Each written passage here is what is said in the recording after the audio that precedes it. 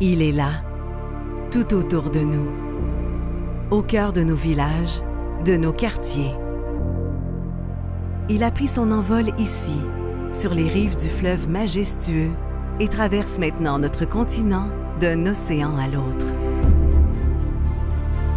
Cet esprit qui animait nos ancêtres, nous en sommes fiers. Il a construit, soigné, enseigné. Il a façonné un peuple inspiré de grands projets. Voilà l'esprit qui animait l'Église catholique de Québec à ses débuts. Il nous anime toujours au moment de souligner ses 350 ans. Un esprit qui donne du sens et qui pousse à l'action.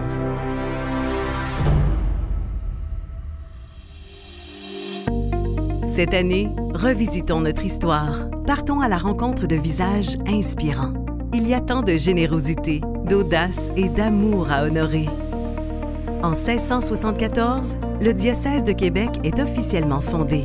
Saint François de Laval en est le premier évêque. Avant lui et après lui, des personnages extraordinaires insufflent de la vitalité et du courage dans la jeune communauté. Ces femmes et ces hommes de foi sont au cœur de l'action, animés par des idéaux de paix, de justice, d'entraide. Au cours des siècles suivants, l'évolution de la société continue à être liée à celle de la communauté catholique.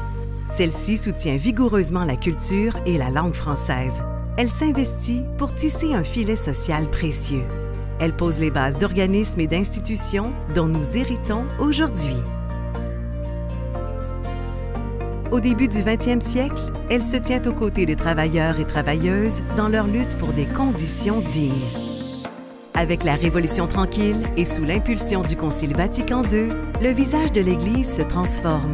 Ses membres explorent des façons nouvelles de réaliser leur mission. Notre histoire commune est faite de pages lumineuses comme de pages plus sombres. Aujourd'hui, les défis ne manquent pas. La communauté diocésaine apprend du passé, s'inspire de ceux et celles qui ont fait une différence. Elle est portée par l'Évangile et veut partager ce trésor qui donne du sens et met en action. Notre communauté se renouvelle, s'ouvre, s'engage. C'est cette grande aventure que nous voulons célébrer.